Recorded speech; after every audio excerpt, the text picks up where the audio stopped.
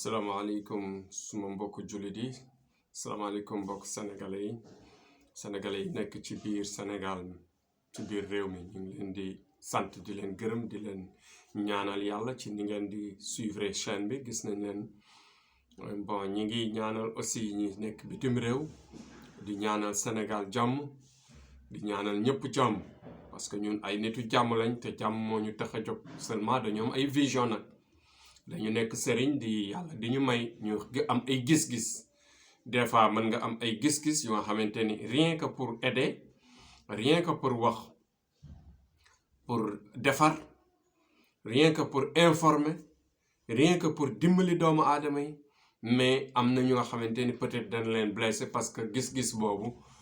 yàlla wan la peut-être du leen dul neex wala leneen lañ doon xaar bon tey sama thème maa ngi ko accédé ci Sénégal ak li ma ci gis avenir politique Sénégal du yomb élection comme ni ma koy waxee élection yi fi war a jaar yépp benn du ci yomb mais li ma mën a xamal askan bi mooy parti au pouvoir dina naqari ñu jële ko fi parti au pouvoir yàlla am na lu mu def ci ñoom pour le moment mais leeragul mais nañu jàpp ni actuellement nit ñu gisee Macky Sall taxawaayam dëgër na fi mu toog léegi nag même bu forcé toog même bu ko buñ ko voté mu gagné sur les cartes et tout quel que soit alpha mën na toogaat mais dafay bruit day am man li ma gis laay wax damay gis bruit dinaa gis coow dina am lu bari lu nga xamante ni day xew moo tax à chaque fois man maa ngi wax nañu bàyyi xel ci sunu leader de l'opposition Ousmane Sonko bi nga xam ñun ñëpp bëgg nañ ko parce que ñun Sénégal moo ñu tax a jóg ñun ñëpp lañ bëgg ñun bañuñu kenn parce que dañu am ay gis-gis rek mais yàgg nañu bëgg Abdoulaye Wade yàgg nañu nekk ay ancien fans Abdoulaye Wade mais léegi bi ñu jëmee mag politique dañ ko wan ginnaaw mais dañuy am ay gis-gis rek ci en tant que marabout voyant et guérisseur bi nga xamante ni à distance ñi ngi koy def di ñaan à distance di gis di seetal nit ñi à distance macha allah mu nekk liggéey bu rafet bu ñuy liggéey mais nag boo jaamoo yàlla ba tëdd di li saxaar ci wàllu réew mi parce que des fois dañuy xool wàllu réew mi lan nañ ci yàlla wan parce que réew mi ci lañ bokk te am nañ ci gis-gis en tant que marabout war nañu mën a xam bon suñu avenir u dëkk te bu ñu xamee suñu avenir u dëkk yoon la suñu rôle la ñu war a waxtaan ak askan bi mais nag waxtaan ak ñi dal waxtaan ñi ak ñi mën a déglu parce que waxtaan wax lu mu neex ñiy déglu ñoo war a gën a am teewlu ñoom ñoo war a gën a xarañ parce que wax neex na mais comprendre ki wax moo gën man nag fi may waxee mooy ay gis-gis yàlla daf may wan mais fi ma gis ni nañu góorgóorlu Sénégal te ñaan jàmm mais yàlla lépp lu nga xamante ni def na ko mooy li gën man nag farma fenn waxuma ak benn leader politique waxuma ak kenn si nguur daan naa waxtaan ak ay nitu nguur ay daan jàppale ay leader yu nga xamante ni samay nit lañu daan naa leen jàppale bu baax mais jamono ji ma toll dugguma ci dara parce que dama xam ni politique dafa xaw a doy waar politique dafa sensible moo tax ren bi dugguma ci benn mouvement ñaanaluma kenn maa ngi toog jàpp suma njàmbur mais nag samay vision bëgg naa ko wax comme ça li ma gis danger bi ma gis ci jeunes yi danger bi ma gis ci convoi danger bi ma gis ci jàppal bàyyi ñu ñaan yàlla mu dal Sonko dafa laaj ñaan ci gàllaajam yi toj yi may répéter toujours ak yi nga xamante ni ñoo ko gàllankoor mais li gën a li ma gën a fes li gën a fes biig ci guddi fan yi daal dama ni leen man Macky Sall laa gis nga nekk ci nguur coow li bëri bruit bi bëri ni di forcer di coow après mu indi ay yu nga xamante ne du neex moo tax man li may ñaan heure bu ma tëddee heure bu ma xamante ni yàlla mu may wan bu may yeewoo suba li may jëkk def xaaju guddi gi bu ñuy tarbi suñu borom li ñuy jëkk def mooy yan nañu yàlla defal jàmm ci suñu réew bi yàlla jële fi mbas bi yàlla jële Sénégal si situation bi mu nekk ñu gën a riche gën a développé mais aussi mu ànd ak jàmm parce que ñu ne neen la dëkk boo gisee les 14 régions yi nga gis yépp ci Sénégal suñuy mbokk ña nga fa waaw suñuy jarbaat suñuy tante suñuy nijaay suñuy frère suñuy sœur voilà ñëpp ñu nga fa kon cela veut dire que suñuy goro suñuy mbokk te même bu dul ñi nga xamante ni ñooñu ma lim ñu jege ñu ñun ñëpp benn la parce que la nation sénégalaise nous appartient c'était le prix du sacrifice de nos ancêtres ku si ne sa maam tëdd na ci champ de bataille ngir xeex pour ñu mën a jot sunu indépendance pour ñu mën a jot sunu liberté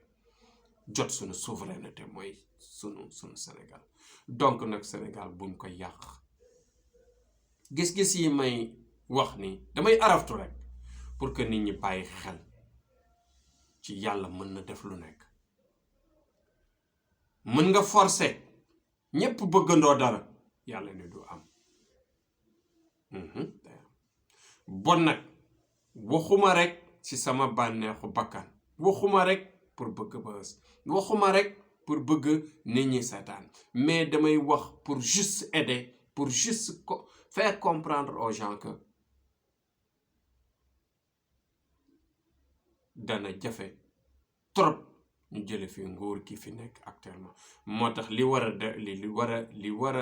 a am ba am mooy que na nit yi ànd ak dal na nit yi ànd ak dal ñu gëm yàlla lépp lu ñuy def nañ ci boole gëm yàlla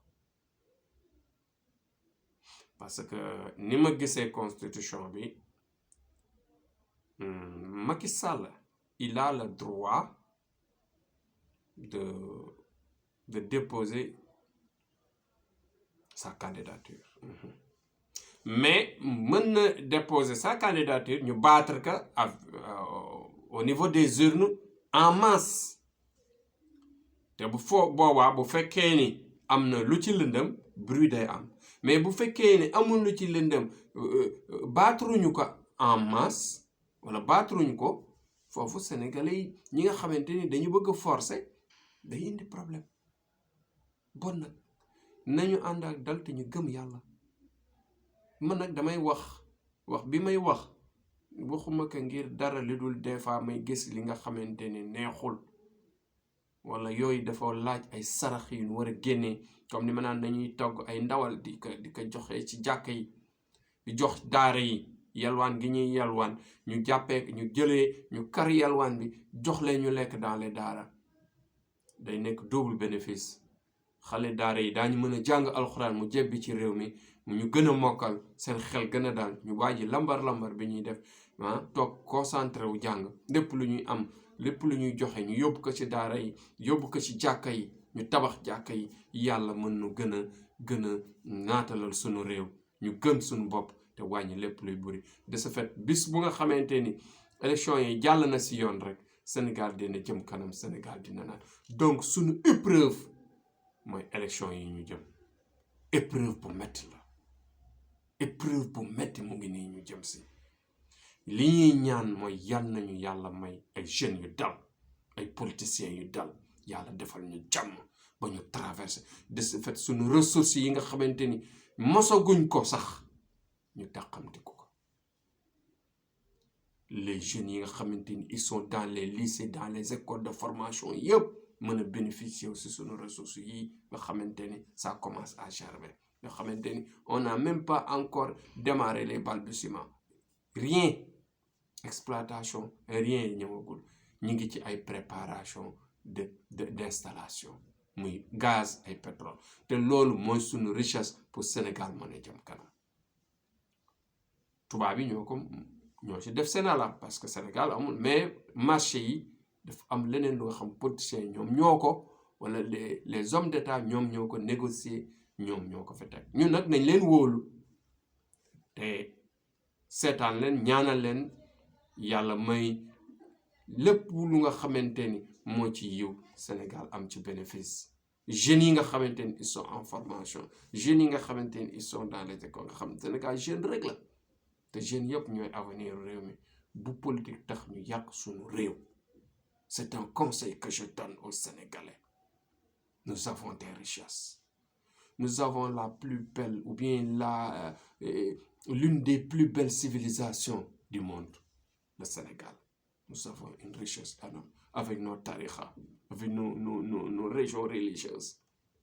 nos villes religieuses donc ce ndigal cette foi de ndigal cette foi de respect des anciens cette foi de vouloir la prière salatu fatiha bi jolli ci jumaa yi màggalu Tuuba ay gàmmu yooyu nga xamante ni sunu mag ñi dañ ko installé dafa riche buñ ko yàq ndax politique nañu booloo te nekk benn Thierno Amadou tey lii moom moo doon xadaram sama xadar la parce que ñoo bokk réew mi te yan na ko yàlla seral ba mu sadd ñu traversé élection yii di teg la ko ba ñu jàll si ak jàmm di ngeen gis Sénégal dina jëm kanam Sénégal dina na te incha allahu rabbi nous avons l'une des plus belles civilisations te valeurs yooyu ñu am maa ngi ñaan yan nañ ko jëfandikoo ba sunu doom yi sunu jeune frères yi buñ ñëwee ëllëg incha allah daañu fekk ñun defaral nañ leen lu rafet ñoom ñu jaar ci jàll comme tubaab yi nit ñi dundee naataange fekk seen maam yi ñoo leen ko defaral nañ gëm suñu bopp comme ni ma koy waxee toujours vive le Sénégal vive le Sénégal vive le Sénégal et vive aussi la paix dans le monde yal na yàlla defal jàmm incha allah lu ma gis rek incha allah dinaa ko wax teg ko si table bi ñu jëfandikoo ko ñu xam fi ñu teg suñu tànk incha allahu Thierno Amadou Lamine Gueye le voyant et guérisseur à distance tey moo ñëwoon di exposer yéen